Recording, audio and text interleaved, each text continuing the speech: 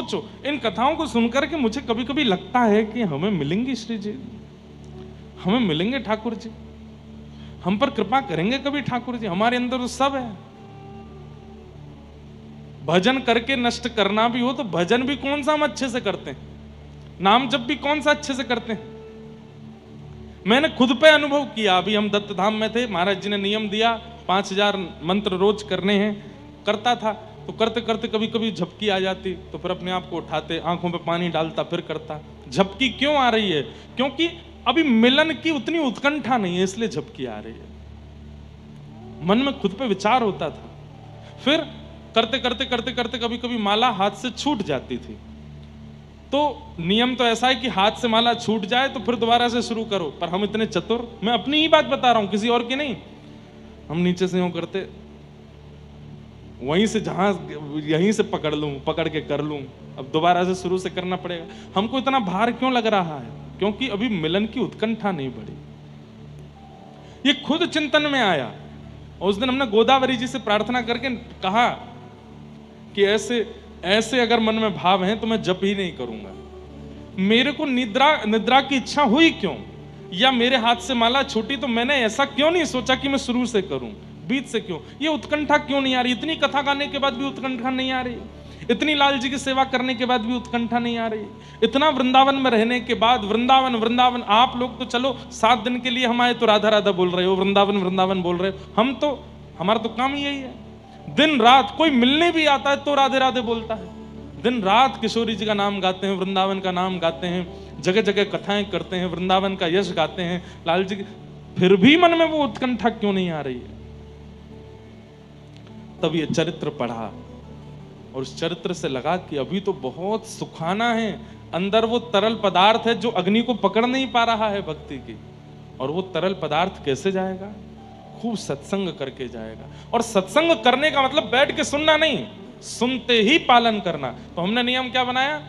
अभी गृहस्थाश्रम में है, परिवार में है, इतने ज्यादा नियम तो नहीं ले सकते, पर जो भी कथा भक्तमाल जी की, भागवत जी की, मानस जी की पढ़ते हैं, उसमें से जो पालन हो सकती है उसी समय पालन होनी चाहिए, उसी समय लगनी चाहिए, उसी समय से करनी है। धीरे धीरे धीरे धीरे कई अवगुण थे, सबको धीरे धीरे छोड़ते जा रहे हैं, सब धीरे धीरे शांत करते जा रहे हैं।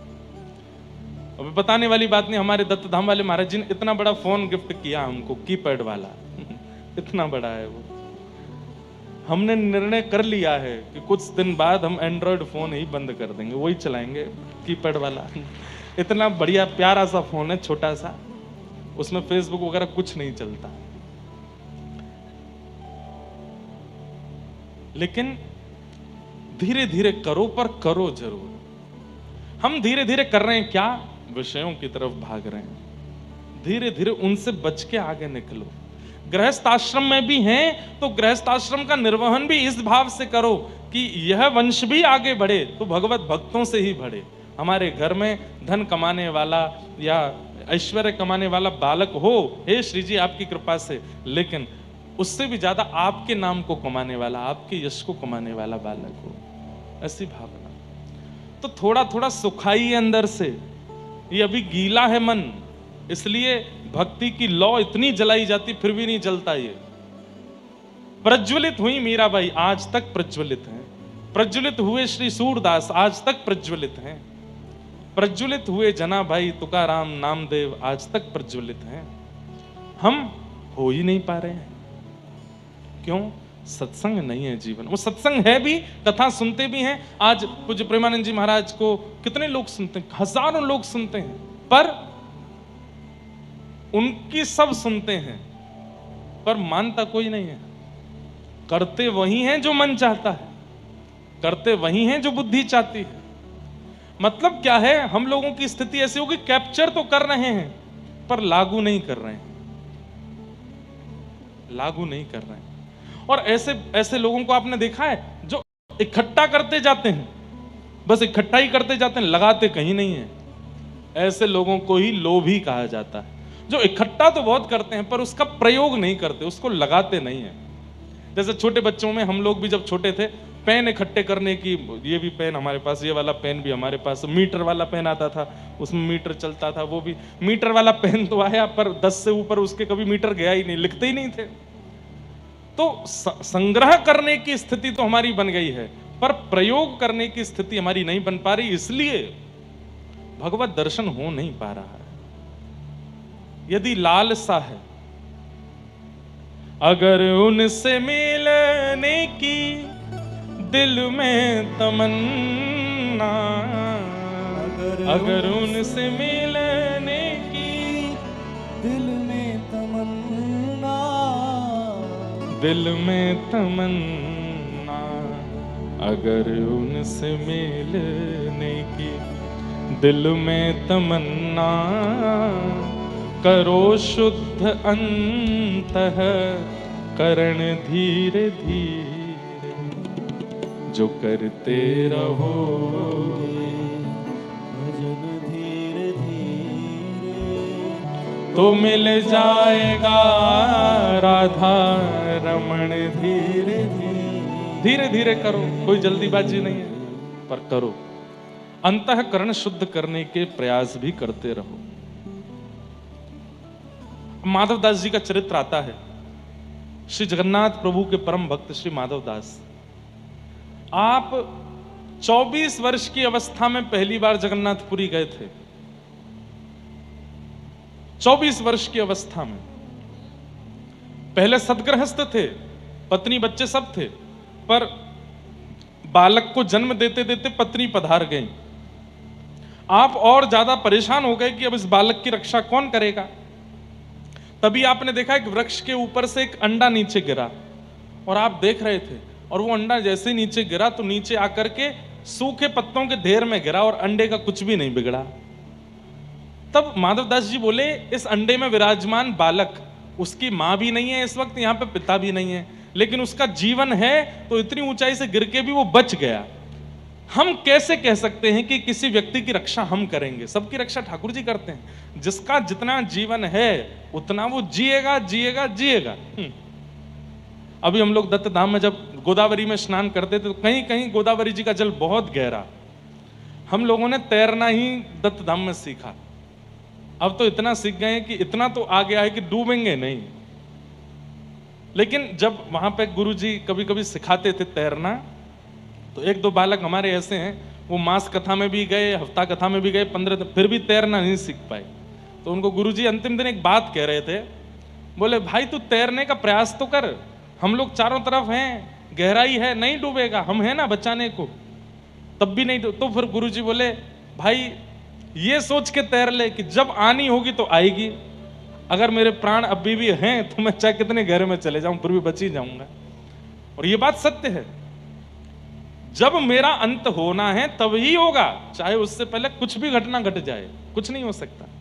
तो माधवदास जी इस बात की चिंता में थे कि मेरी पत्नी मर गई, बालक की रक्षा कौन करेगा। तभी वो अंडा गिरा, गिर करके भी फूटा नहीं, पत्ते के ढेर में गिरा। तो माधवदास जी बोले कि इसकी मां भी नहीं, पिता भी नहीं, फिर भी ये अंडा बच गया।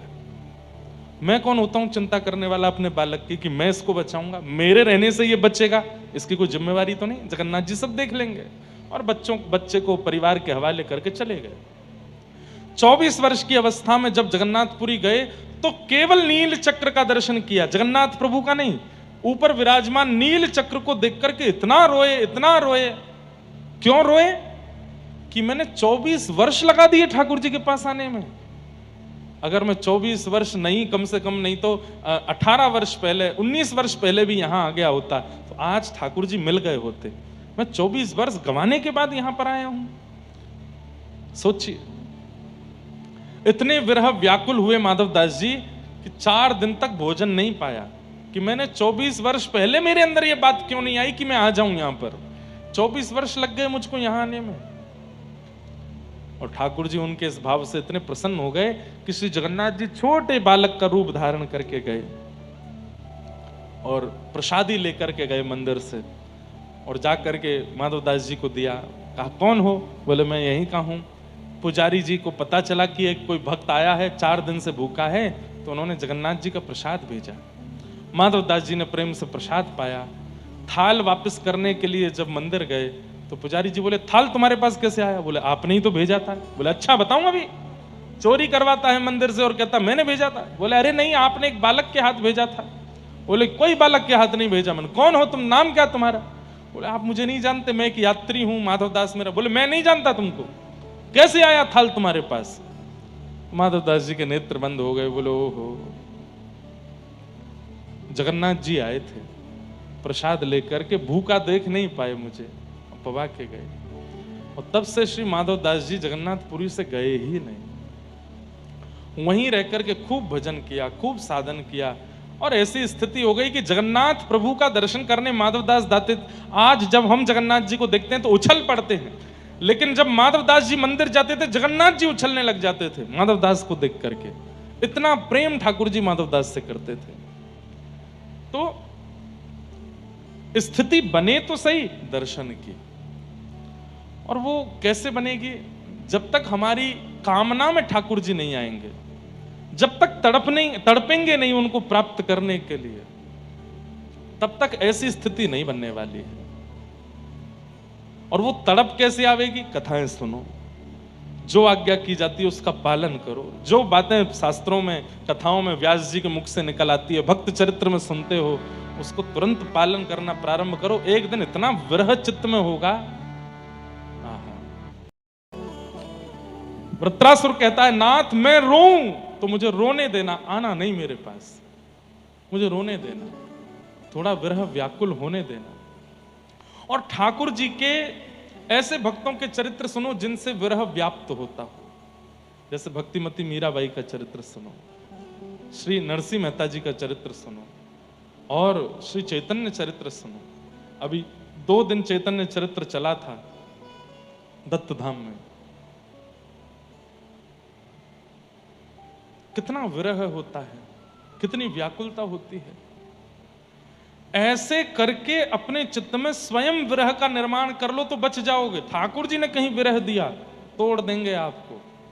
उनसे विरह की याचना मत करो, खुद कर लो। तो 2 तरीके हैं अपने चित्त को भगवत भक्त बनाने के। या तो जैसे सिद्ध कृष्णदास बाबा ने बहुत तप करके, साधन करके, रूखी रोटी खा के, नीम के पत्ते खा के, एकांत में रह के भजन करके किया, या तो वो है तरीका। या फिर दूसरा तरीका अटपटा है, रुदन। जितना विरह उतना चित्त शांत होगा, उतना चित्त एकाग्र होगा, उतना चित्त ठाकुर जी के अनुकूल बनेगा। पर विरह आज है नहीं भक्तों में, बहुत सरल हो गया, बहुत सहज हो गया। प्रयास कीजिए कि वह विरह, हमको तो विरह बहुत दे रखा है ठाकुर जी ने। महीना महीना 2-2 महीना वृंदावन जाने को नहीं मिलता। जन्म वृंदावन का, परिवार वृंदावन का, सब परिवार वृंदावन में रहता है, पर हमारी कथा सुन के हजारों वृंदावन जा रहे हैं, हमको ही नहीं मिल रहा वृंदावन। कब से वृंदावन से दूर हैं? 1.5 महीना लगभग हो गया, और अभी भी 16 तारीख तक वृंदावन नहीं जाना है। 12 को यहाँ कथा पूरी करके कोटा जाएंगे, कोटा से फिर बेंगलोर जाएंगे, बेंगलोर से फिर वृंदावन जाएंगे, 2 दिन वृंदावन रुकेंगे, फिर मुक्तिनाथ जाएंगे, मुक्तिनाथ से फिर आगे आगरा में कथा, फिर ऐसे सब क्रम। इतना ठाकुर जी अपने आप विरह वियोग दे देते हैं। शायद इसीलिए कथाओं में इतने भाव प्रकट हो जाते हैं, क्योंकि वियोगी चित्त है तो विरह दो। सूत जी महाराज कहते हैं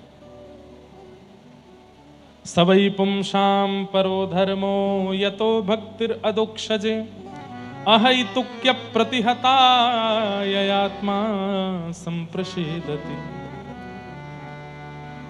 सभी प्राणी मात्र का परम धर्म क्या है? यतो भक्तिर अदोक्षजे, अदोक्षज भगवान की अहैतुकी भक्ति करना। अहैतुकी भक्ति किसे कहते हैं? कैसी भी परिस्थिति आ जाने पर उस भक्ति का त्याग ना करना। कैसी भी परिस्थिति आ जाने पर उस भक्ति का त्याग ना करना। जैसे कुम्मन दास जी का एक बहुत प्रसिद्ध चरित्र मैं कहता हूं कथा में, कि उनके एक पुत्र की मृत्यु हो गई, 7 पुत्र थे। तो जैसे कुम्मन दास जी को पता चला कि मेरे एक पुत्र की मृत्यु हुई, तो कुम्मन दास जी बेहोश होकर गिर पड़े। नगरवासी, ग्रामवासी सब लोग बोले अरे राम राम राम। इतने बड़े भजनानंदी साधक और केवल पुत्र के मरने की खबर सुन के बेहोश हो गए। काय बात का भजन किया इन्होंने, काय बात का साधन किया, अपने पुत्र का मोह नहीं निकाल पाए चित्त से। अरे इनसे बढ़िया तो हम हैं, हमारे घर का कोई सदस्य मर जाए तो हम रोएंगे, बेहोश तो हम नहीं होते। इतना बड़ा भजन साधक कुम्भन दास और पुत्र की मृत्यु की बात सुन के मूर्छित होकर गिर पड़ा। जब ये बात गोसाई श्री विठलनाथ जी को पता चली तो गोसाई जी मुस्कुरा के बोले, पुत्र की मरने की बात सुन के मूर्छित नहीं हुआ है वो। तो बोले वो इसलिए मूर्छित हुआ है कि पुत्र मर गया, अब 13 दिन तक सूतक लग गया, अब 13 दिन तक मैं मंदिर नहीं जा पाऊंगा, श्रीनाथ जी को नहीं देख पाऊंगा, इसलिए मूर्छित हुआ है वो। बोले अरे आप तो बात बना रहे हैं। बोले रुको दिखाता हूं। मूर्छित अवस्था में कुम्भनदास जी, कोई पानी डाल रहा है, कोई कुछ कर रहा है, उस समय कान में जाकर के कहते हैं, गोसाई जी तू चिंता मत कर, मंदिर की एक खिड़की खोल देंगे, भीतर भले ही मत आना, वहां से ठाकुर जी का दर्शन कर लेना। इतना सुनते ही उठ बैठे जग करके और बोले पुत्र की क्रियाएं करो, जो अंत्येष्टि होनी है वो सब क्रियाएं करो। समझ में आई बात?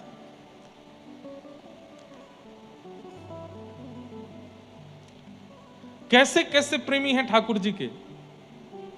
पुत्र मर गया फिर भी भगवत प्रेम कम नहीं हुआ। हमारे महाराष्ट्र में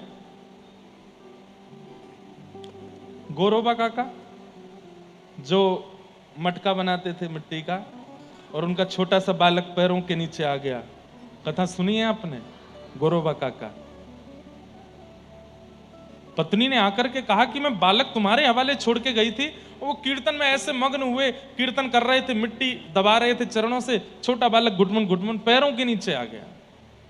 लेकिन आप कीर्तन में इतने मग्न थे कि नहीं पता चला, बालक की मृत्यु हो गई। लेकिन भगवत भक्ति नहीं छोड़ी, ठाकुर जी का भजन नहीं छोड़ा। कई संसारवादी लोग मेरी इस बात को कह करके, बात को सुन करके बहुत प्रोपेगेंडा बना सकते हैं। कैसी बातें कर रहे हो आप? आपके साथ ऐसा हो जाए तो आप सह लोगे? दुनिया को ज्ञान दे रहे हो व्यास मंच पे बैठ के, खुद के जीवन में अगर कुछ हो जाए सह लोगे? हमसे तो सहने की पूछना ही मत, हम बहुत सह लेते हैं और बहुत सहना जानते भी, इससे ज्यादा भी सह सकते हैं ठाकुर जी की कृपा से। अभिमान में नहीं बोल रहे हैं, लेकिन बात यहां चल रही है कि चाहे जैसी परिस्थिति आ जाए, चित्त में वह प्रेम नहीं घटना चाहिए जो ठाकुर जी के प्रति है, वो नहीं घटना चाहिए। उसे अहितुकी भक्ति कहते हैं। और ऐसा प्रेम ठाकुर जी से करने वाला, उसके लिए सूत जी कह रहे हैं, वही व्यक्ति का परम धर्म है। यतो भक्तिर अदोक्षजे अहितुक्य प्रतिहता यह आत्मा संप्रशीदति। अहितुकी भक्ति करो, चाहे जैसी परिस्थिति आ जाए, ठाकुर जी का त्याग नहीं। सुदामा चरित्र क्यों सुनते हैं हम? भोजन के लाले पड़ गए, घर में रहने के लिए अच्छी व्यवस्था नहीं, बच्चों को खिलाने के लिए साधन नहीं, लेकिन अयम ही परमो लाभो, सुदामा जी कहते हैं, उत्तम श्लोक दर्शनम। उनके लिए वो कष्ट है ही नहीं। संपदो नैव संपदा विपदो नैव विपदः संपदो नैव संपदः विपद विस्मरणं विष्णोः संपद नारायण स्मृति। वास्तव में विपत्ति कोई विपत्ति नहीं है। पैर में लग गई, सिर में लग गई, कान में लग गई, हृदय में लग गई, पेट में लग गई, कोई भी पीड़ा हो गई या परिवार में कुछ हो गया, ये विपत्ति नहीं है। बहुत धन मिल गया, करोड़ों का फायदा हो गया, इतनी बड़ी प्रॉपर्टी मिल गई, ये मिल गया, ये संपत्ति नहीं। तो ठाकुर जी को भूल जाना, इससे बड़ी कोई विपत्ति नहीं, और ठाकुर जी की हमेशा याद बने रहना, इससे बड़ी कोई संपत्ति नहीं हो सकती। चाहे जैसी परिस्थिति आ जाए, ठाकुर जी को आप भूलते नहीं हो तो आप सबसे बड़े संपत्तिवान हो। आपसे बड़ा कोई संपत्तिवान नहीं है, ठाकुर जी को नहीं भूलते। धर्मस्वनिष्ठितः पुंसां विश्वक्सेन कथासु यः नोत्पादयेदधिरतिं श्रम एव हि केवलम्। बहुत अच्छी बात है। क्या? हमारे द्वारा एकादशी व्रत किया गया, हमारे द्वारा गिरिराज जी की परिक्रमाएं की गई, हमारे द्वारा वृंदावन के दर्शन किए गए, बद्रीनाथ, जगन्नाथ धाम, द्वारिका धाम, श्री पंढरपुर धाम, श्रीनाथ धाम, ये सब किए गए, खूब बड़े बड़े यज्ञ किए गए, अनुष्ठान किए गए, ब्राह्मणों के सत्कर्म किए गए, लेकिन इन सबको ठाकुर जी ने स्वीकार किया, इसका क्या प्रमाण है? आपके द्वारा किए गए सत्कर्म ठाकुर जी ने स्वीकार किए हैं और ठाकुर जी आपके सत्कर्मों से प्रसन्न हैं, इसका क्या प्रमाण है? तो यहां कहते हैं विश्वक्सेन कथा सुयः, भगवान की कथा में रुचि होना, ठाकुर जी की कथा में मन लगना, ध्यान से सुनना, ठाकुर जी की कथा में मन लगना, ठाकुर जी की कथा में रुचि होना। जैसे व्यास जी कहें कि अब आज की कथा विश्राम, आगे की कथा कल कहेंगे, तो मन में बड़ी घबराहट हो जाना, अब कैसे निकलेंगे 12 घंटे, 24 घंटे बाद कथा सुननी है, 24 घंटे कैसे निकलेंगे? इस प्रकार कथा के प्रति व्याकुलता चित्त में रहना, ये इस बात का प्रमाण है कि आपके द्वारा किए गए समस्त सत्कर्म, व्रत, अनुष्ठान सब ठाकुर जी स्वीकार करते हैं। समझ में आई बात? ठाकुर जी की आपके प्रति स्वीकृति का प्रमाण है सत्संग में रुचि होना, सत्संग में मन लगना।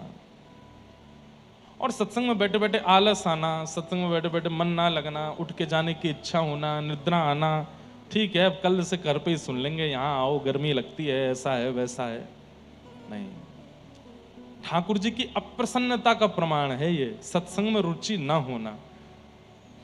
यहां हम आते हैं 6:30 बजे, कई बार 7 भी बज गए, आज तो 7 बज गए,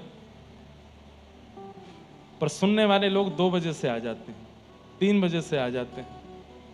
जिनको सुननी है कथा वो 2 बजे 3 बजे से आ जाते हैं, इतनी जल्दी आकर के बैठ जाते हैं यहां पर। अभी दिसंबर में मुंबई में कथा थी, दादर में, कौन कौन आए थे उसमें? आप लोग आए थे भैया।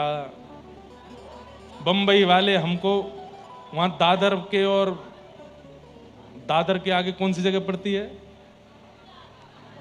हाँ जो भी पढ़ते हैं, वहां के इतने सारे लोग, न्यूज वाले और सब आके बोले कथा होती है 4-5 बजे से और लाइन लगती थी सुबह 8 बजे से, हैं? अंतिम दिन की कथा में तो रात्रि 12 बजे से बच्चे और सब युवा बालक, मैं अपनी जहां रुका था वहां खिड़की में से देखूं और जहां तक देखूं लाइन, रात में 2 बजे मैं तो उठा था जल पीने के लिए, और मैं देखूं तो हरे कृष्ण महामंत्र चल रहा है। मैंने कहा भाई 2 बजे कौन गा रहा है? नीचे देखा तो लोग बाग बैठे हैं, किस लिए? कथा सुनने के लिए। मेरे सच में उस दिन तो आंख में आंसू आ गए थे कि सुबह कथा, अभी 10 बजे से कथा होनी है सुबह, अंतिम दिन जल्दी थी कथा, और रात में 12 बजे से लोग बैठे नीचे। क्यों? वहां लाइन लगती थी, लाइन लग के भीतर, और जो पहले आएगा उसको आगे बैठने को मिलता था, तो हमको भागवत जी के पास बैठने को मिला, इसलिए 2-2 बजे से बच्चे बैठते। और कोई ऐसे नहीं कि बस ऐसे ही चलते फिरते बालक हो ना, अच्छे अच्छे घर के बालक बैठे।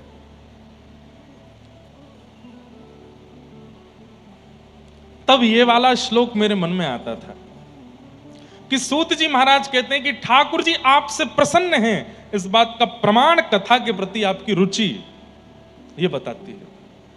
उत्सुकता, व्याकुलता, जैसे पता है कथा में जाना है, हम जाएंगे कथा सुनेंगे, पूरी बैठ के सुनेंगे, जहां जगह मिल जाएगी बैठ के सुन लेंगे, ये रुचि, ये उत्सुकता, ये इस बात का प्रमाण है कि ठाकुर जी आपसे प्रसन्न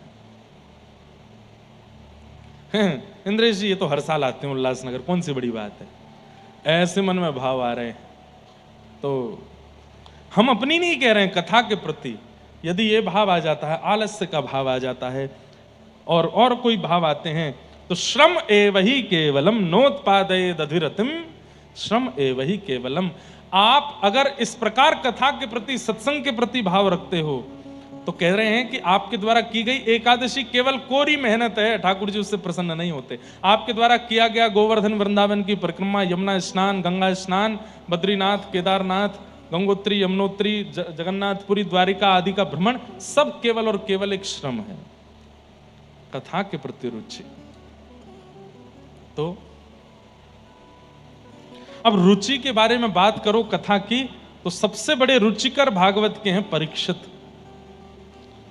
कल चौथे दिन की कथा में ये प्रसंग आना चाहिए, लेकिन मैं अभी बता देता हूं ताकि आपको अनुभव हो कि कथा के प्रति उत्सुकता कैसी होनी चाहिए। 4 दिन हो गए कथा सुनते सुनते, दिन रात कथा चल रही है 24 घंटे, और एक आसन पर बैठे हैं परीक्षित। 7 दिन बाद मृत्यु हो जानी है तक्षक सर्प के दंशन से, और चौथे दिन की कथा जब आती है तो 2 श्लोकों में संपूर्ण कृष्ण कथा सुना करके विश्राम कर देते हैं। तब सामने बैठे परीक्षित कहते हैं, कथितो वंश विस्तारो भवता सोम सूर्ययो राज्ञां चो भयवंशाना चरितम परमाद्भुतम।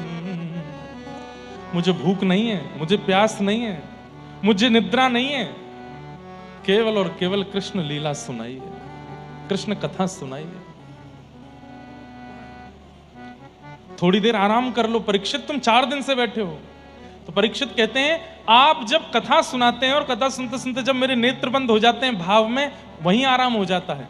आप जब ठाकुर जी की मधुर लीला सुनाते हैं उसी से मेरा पेट भर जाता है। आप जब रस भरे श्लोक बोलते हैं उसी से मेरी प्यास बुझ जाती है। मुझे संसार की वस्तु की आवश्यकता नहीं, कृपा करके मुझे कथा सुनाओ। भक्तमालकार श्री नाभाजी तो कहते हैं कि 7 दिन बाद तक्षक सर्प के दंशन से परीक्षित की मृत्यु नहीं हुई। तो जैसे ही सुखदेव जी व्यास आसन पर खड़े हो गए और बोले अब कथा विश्राम होती है, तुम तो राजन मरिष्यति पशु बुद्धि में माम जही, तुम मरोगे ये पशु बुद्धि है। कथा विश्राम करके जैसे ही सुखदेव जी जाने लगे, परीक्षित जी के प्राण उस विरह में निकल गए कि अब कथा विश्राम हो गई, अब कैसे जीऊंगा मैं। तक्षक सर्प ने तो आकर के उनके मरे हुए शव का स्पर्श किया, ऐसा अनेक संत जन और नाभाजी भक्तमालकारों का कहना है। पर वास्तव में तो श्री परीक्षित जी के प्राण कथा के वियोग में चले गए। बंधु, ये कथा के प्रति रुचि किसकी नहीं है, हमें एक नाम बता दो। जितने भी भगवत प्राप्त हैं सब ठाकुर जी कथा के प्रति रुचि रखते हैं। सबसे पहला नाम जो सब जानते हैं, प्रभु चरित्र सुनवे को रसिया, राम लखन सीता मन बसिया, श्री हनुमान जी महाराज। पूरी हनुमान चालीसा में गोस्वामी जी ने यह नहीं कहा कि लड्डू का भोग लगाओ, ये नहीं कहा कौवा के पत्ते लगाओ, ये नहीं कहा सिंदूर लगाओ, लेकिन हनुमान जी की सबसे प्रिय वस्तु का उद्घाटन कर दिया। क्या? प्रभु चरित्र सुनवे को रसिया। और दुनिया के लोग सिंदूर चढ़ाते हैं, अकौवा के पत्ते पर राम नाम लग के चढ़ाते हैं, लड्डू का भोग लगाते हैं, पर कथा नहीं सुनाते हनुमान जी को, जो सबसे प्रिय है उनको। महादेव भोले बाबा निरंतर नेत्र बंद करके बैठे रहते हैं। पार्वती जी पूछती हैं आप क्या कर रहे हैं?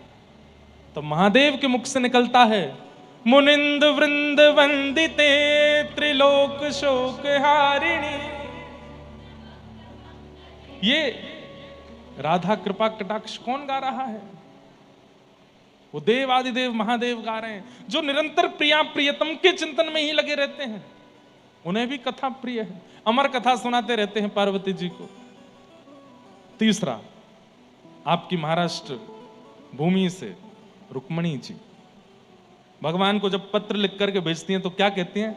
श्रुत्वा गुणान भुवन सुंदर शृण्वतां ते निर्विश्य कर्ण विवरई हरतुंगतापम। मैंने आपको देखा नहीं है, पर आपकी कथाएं बहुत सुनी हैं, और आपकी कथा सुनने में मुझे बहुत सुख मिलता है। कई जगह तो कहते हैं कि ब्राह्मण देवता पत्र लेकर के भगवान के पास गए, भगवान ने पत्र खोल के पहला श्लोक की पहली पंक्ति पढ़ी और तुरंत पत्र बंद करके बोले अब तो ब्याह इन्हीं से करना है। क्यों? वो भी ठाकुर जी के विरह में यही कहती हैं कि आपकी कथा अमृत है। हे नाथ, तुम चले गए हमें छोड़ के, पर कृपा करके कथा को मत छोड़ के जाने देना, ये हमारे जीवन में सदा रहे। क्यों?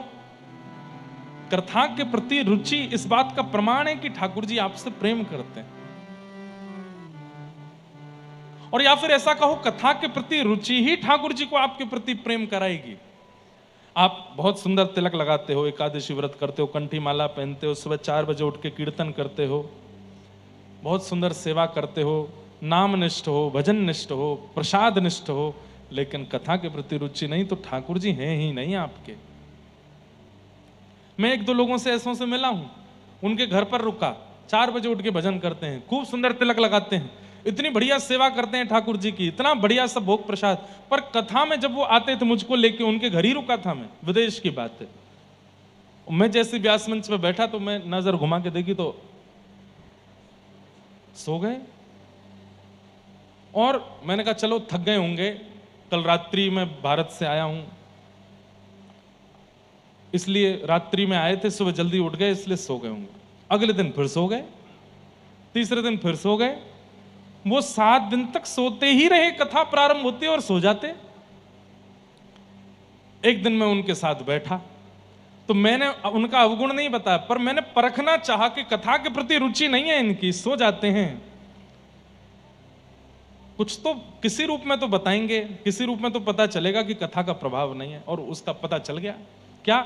अपनी पूरी दिनचर्या गाने लगे मेरे आगे। महाराज जी मैं 4 बजे उठ जाता हूं, पिछले 35 साल से मेरा नियम है, 4 बजे उठ जाता हूं। हारी बीमारी आंधी तूफान ये वो फलाना, और दुनिया के लोग सिंथेटिक इत्र मंगाते, मैं कन्नौज में एक व्यक्ति है उसी से ही इत्र मंगवाता हूं, ठाकुर जी का प्योर इत्र। अपना हाथ आगे कीजिए। मैंने हाथ आगे किया, लगा सूंघ के देखे, मैंने बहुत बढ़िया है। मैंने कहा लाओ थोड़ा हमको भी दे दो। आपके लिए भिजवा दूंगा, मैं घर भिजवा दूंगा आपके लिए। नहीं अभी नहीं दूंगा।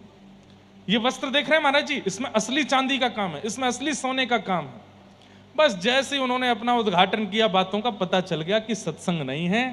क्यों? क्योंकि अपने भजन का प्रचार कर रहे हैं, अपनी सेवा का प्रचार कर रहे हैं, अपनी बातों का प्रचार कर रहे हैं। ठाकुर जी इनसे प्रसन्न नहीं है। सत्संग निर्माण करता है व्यक्ति का, इसलिए यहां पर कहा गया धर्मस्वनिष्ठितः पुंसाम विश्वक्सेन कथास्वयः नोत्पादये दधिरतिम श्रम एवहि केवलम।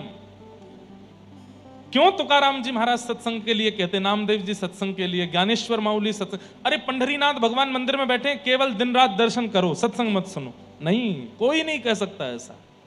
दर्शन एक बार करो पर सत्संग पूरे दिन करो। क्यों? बोले सत्संग ही ठाकुर जी की अनुकूलता चित्त में प्रकट करेगा, उनके योग्य बनाएगा। और सत्संग में बनने वाली रुचि ही ठाकुर जी के प्रेम का आकलन बताती है, पैरामीटर बताती है, कितना प्रेम है। व्यास जी बैठे, जब तक उठे नहीं तब तक ध्यानस्थ बैठ के कथा सुन रहे हैं, तो समझो पूरा पूरा प्रेम है। बीच में कभी सिर गुजार रहे हैं, कभी उबास ही ले रहे हैं, फोन चला रहे हैं, इधर कमर पकड़ के बैठे हैं, इधर अब बहुत देर हो गई, कोई भजन क्यों नहीं गा रहे महाराज जी, ऐसा मन में। ये सब जो थोड़ी बहुत भी विचलनता, मतलब समझो उतना ही प्रेम है, थोड़ा कम है, घटा है। कई जगह कथा होती है, वहां मैं भूल ही जाता हूं कि मुझे कुछ गाना है, वो कथा ही कथा चलती रहती है और लोग बाग सुनते रहते हैं। तो पता चलता है कि कितना प्रेम ठाकुर जी का इन सबसे, कि इनका सत्संग में रुचि है, सत्संग में भाव। हनुमान जी महाराज एक बार कथा में बैठ के रो रहे थे।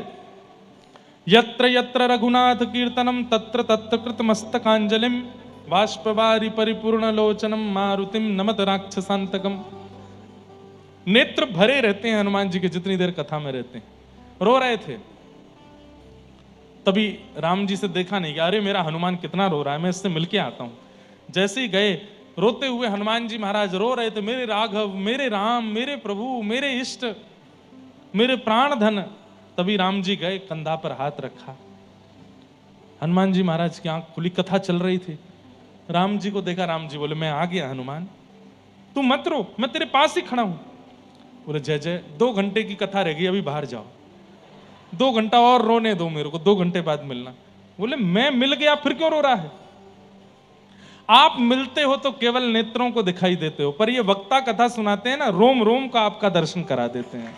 ऐसा लगता है मन बुद्धि चित्त प्राण सबको आप दिख गए हो। अरे चैतन्य महाप्रभु अपने एक शिष्य से रोज कथा सुनने के लिए जाते थे महाप्रभु जी। अब सोचो ऐसी कथा सुनने वाले श्रोता हैं ही नहीं। क्यों? ठाकुर जी भी प्रेम करते नहीं। चैतन्य महाप्रभु का तो नाम सुना, उनसे कितना प्रेम करते। राधा कृष्ण मिलित तनु हैं, ठाकुर जी का ही अवतार हैं, अपने शिष्य से कथा सुन रहे हैं। और कथा में कितनी सामान्य सी बात कही गई, ध्यान से सुनना, कि ध्रुव जी महाराज 5 महीने से तप कर रहे हैं। चैतन्य महाप्रभु सुन रहे हैं, कथा में कह रहे हैं श्री ध्रुव जी महाराज 5 महीने से भजन कर रहे हैं। तिरात्रांते तिरात्रांते कपित्थ बदरासन। पहले महीने कैसे भजन किया? बोले 3 रात्रि कुछ नहीं खाते, 3 रात्रि बाद केवल कपित्त फल खा के भजन कर रहे हैं, ओम नमो भगवते वासुदेवाय। दूसरा महीना जब प्रारंभ हुआ तो 6 दिन तक कुछ नहीं खाते, 6 दिन बाद केवल पत्ते खा करके जल पी के भजन कर रहे हैं। तीसरा महीना जब प्रारंभ हुआ तो केवल वायु पी करके भजन कर रहे हैं।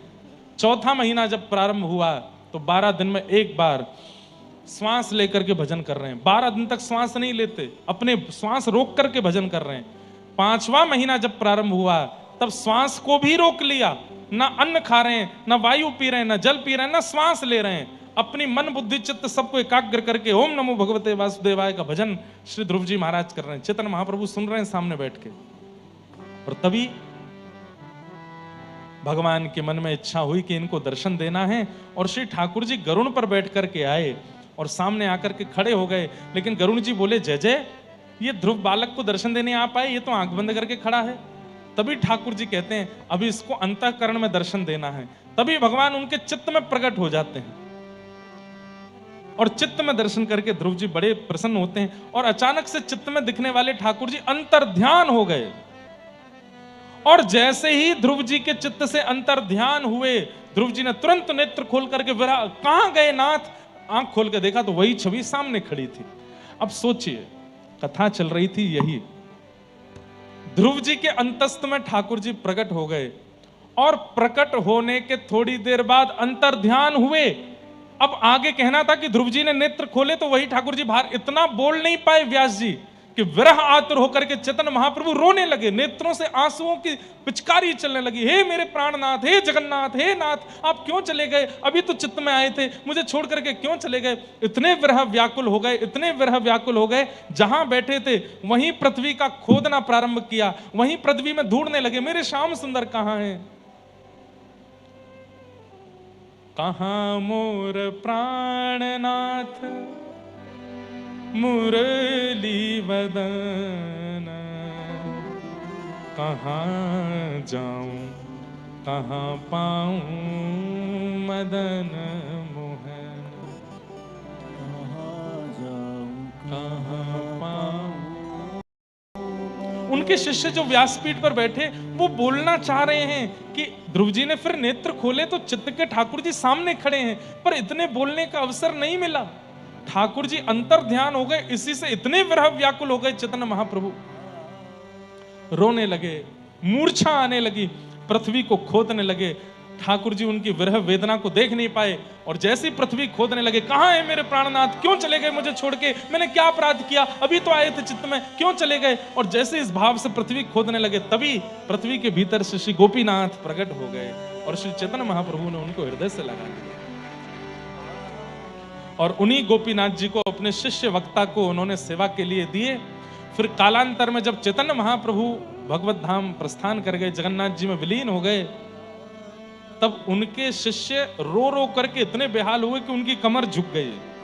तो गोपीनाथ जी को चंदन नहीं लगा पाते थे, तो गोपीनाथ जी के मुंह पे चंदन लग जाता था, तो एक पुजारी रख दिए।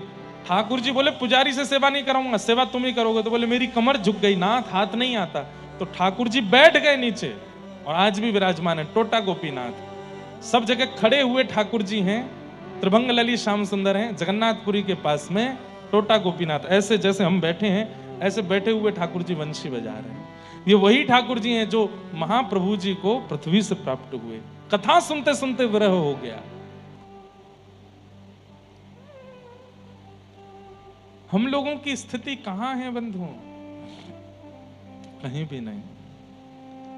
अत्यंत प्रेम करने वाले भक्त को ठाकुर जी कथा में, भक्त के कथा में प्राण बसते हैं। अत्यंत प्रेमी जो होता है ठाकुर जी का, वो कथा के बिना नहीं रह पाता।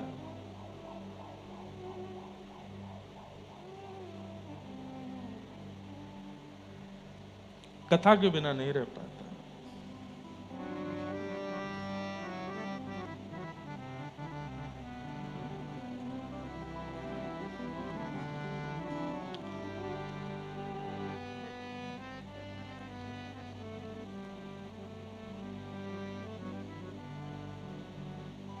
ऐसे ठाकुर जी के मधुर गुण हैं, मधुर कथा है, मधुर भाव है, उनको सुनने में रुचि रखते हैं।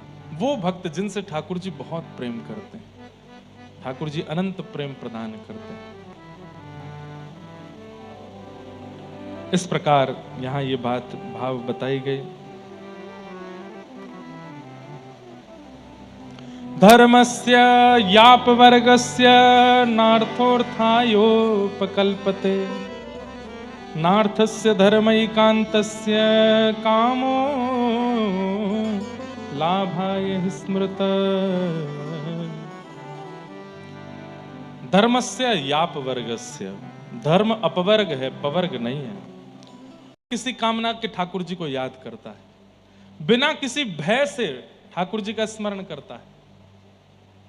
उसके अंदर कोई कामना नहीं है, कोई पाप का प्रायश्चित नहीं है, कोई फल की कामना नहीं है, कोई बंधन नहीं है, कोई भय नहीं है। वो तो निर्भय होकर के ठाकुर जी का भजन करता है। अभी पूर्ण रूपेण ये बात मन में आई नहीं कि वो मेरे है, इसीलिए तो चिंता हो रही कि कैसे बड़े भाव। नहीं बढ़ रहा है मतलब मेरापन आया नहीं है, जबरदस्ती कर रहे हैं।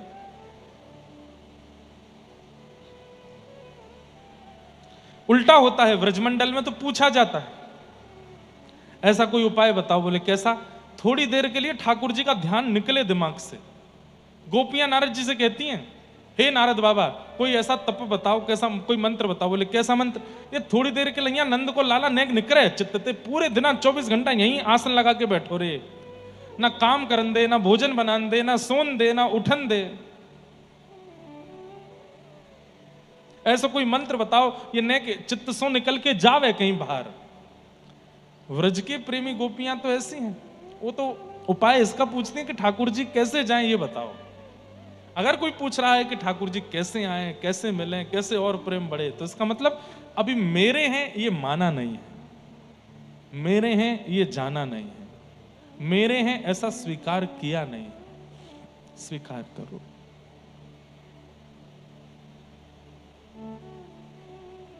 अब इसके पीछे भी एक पद है, मेरे को याद नहीं आ रहा है।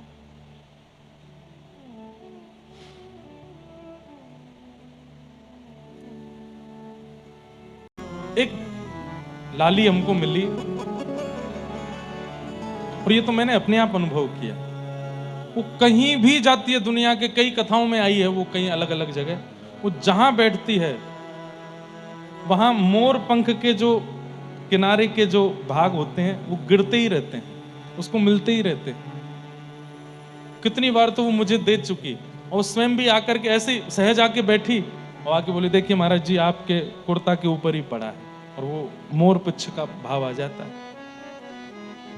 और अपना एक उसने ग्रंथ भी दिखाया, बोले आप महाराज जी 2 दिन अपने पास ही रखो, 2 दिन अलग अलग इत्रों की सुगंधी आएगी इसमें से। और मैं देखा वो रात्रि में मैं सुनता, कभी चंदन, सुबह मोगरा, दोपहर में खस, हर बार नया इत्र। कोई जादूगरनी नहीं है वो, उसको ठाकुर जी का अनुभव होता है। और नाम नहीं बताएंगे, एक संत महापुरुष उनके कृपा पात्र, उनके आश्रम में भी जब वो विशेष उत्सव होते हैं रहने जाती है, तो उसके कक्ष से भी सुगंधी आती रहती है, हर बार अलग। कैसे पता नहीं। तो ऐसे कई देखें, उनको ठाकुर जी कुछ अनुभव कराते हैं। और ये कैसे होता है? जब ये चित्त में प्रगाढ़ विश्वास हो जाए कि वो मेरे ही हैं, मैं उनका हूं, उसके बाद प्रेम बढ़े कैसे, ये प्रश्न नहीं होगा। फिर तो आप ये प्रश्न करो महाराज जी कुछ करो, क्यों जाते ही नहीं है, 24 घंटा बैठे रहते हैं, मन में दिखते रहते हैं। कुछ ऐसा करिए ना कि थोड़ी देर को जाया करें, काम करें, घर बार संभालें, पति परिवार सब देखें। व्रज की गोपियों की यह हाल है। कहा करूं लोभी मेरे नैना, कहा करूं लोभी मेरे नैना, हंस हंस घूंघट खोले, हंस हंस घूंघट खोले, शाम लगो संग डोले, माई मेरे शाम लगो संग डोले। संगी रहते हैं, मीराबाई कह रहे हैं, जहां जाऊं जित जाऊं उत थाड़ो ही पावे, बिना बुलाए बोले, माई मेरे शाम लगो संग डोले। तो इस प्रकार सूत जी महाराज सब भाव बताते हैं, भगवान के अवतारों का प्रसंग सुनाते हैं। भागवत जी की रचना कैसे हुई? इदं भागवतम नाम पुराणम ब्रह्म संहितम उत्तम श्लोक चरितम चकार भगवान ऋषि। भगवान वेद व्यास जी ने इस भागवत ग्रंथ की रचना की, उत्तम श्लोकों से युक्त है। उत्तम श्लोक मतलब प्रातस्मरणीय भगवान और उनके भक्तों को उत्तम श्लोक कहते हैं। इसकी रचना वेद व्यास जी ने की है। कैसे भागवत जी की रचना हुई उसका पूरा प्रसंग सुनाया गया। किस प्रकार वेद व्यास जी ने अपने सुपुत्र श्री सुखदेव जी को भागवत जी प्रदान की और सुखदेव जी ने वही कथा जाकर के परीक्षित को सुनाई। प्रश्न हुआ, महाराज ये परीक्षित कौन है? और यहीं से महाभारत का प्रसंग सुनाया। कुंती की स्तुति सुनाई, भीष्म पितामह की स्तुति सुनाई। तत्पश्चात भगवान द्वारिका को गए, परीक्षित का जन्म हुआ। जन्म लेने के बाद कुछ समय बाद भगवान स्वधाम चले गए। पांडव स्वर्गारोहण को गए और परीक्षित को छोटी अवस्था में ही राज्य गद्दी पर बिठा करके चले गए। परीक्षित से एक दिन एक अपराध बन गया। संत दर्शन करने के लिए वन में गया था, एक संत के गले में मरा हुआ सर्प डाल दिया। पूरे विस्तार से कल हम सुनाएंगे। और जिसके कारण 7 दिन में मरने का श्राप लगा।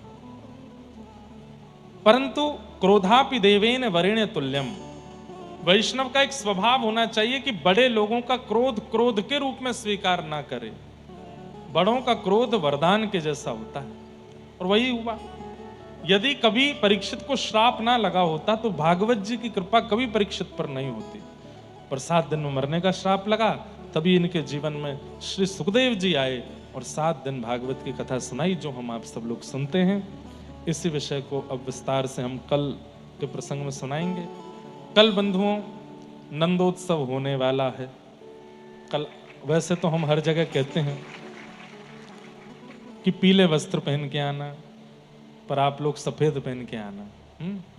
कल श्वेत वस्त्र पहन के आना। जब घर लौट के जाओगे तो शीशे में देखोगे तो पीले ही पाओगे अपने आप को। तो कल नंदोत्सव होगा। खूब प्रेम और भाव से हम आप सब लोग नंदोत्सव करेंगे। दधी काना भी होगा, तो उसी हिसाब से आप सब लोग तैयारी करके आइएगा। परेशान होके मत आना। संख्या बहुत है और कल शनिवार है। कल तो पता ही नहीं कहाँ, सामने जो भवन बने हुए इनकी छतों पे भी व्यवस्था कर दी जाए तो वहाँ बैठ जाएंगे लोग बाग। लेकिन हम जितने भी हैं हम आनंद से कल कथा श्रवण करेंगे। खूब प्रेम और भाव से ठाकुर जी का उत्सव मनाया जाएगा। आप सब लोग पधारिएगा। नंद घर आनंद भयो जय कन्हैया। खूब आनंद कल कथा में हम लोग करेंगे और कल थोड़ी विलंब और तक कथा चलेगी।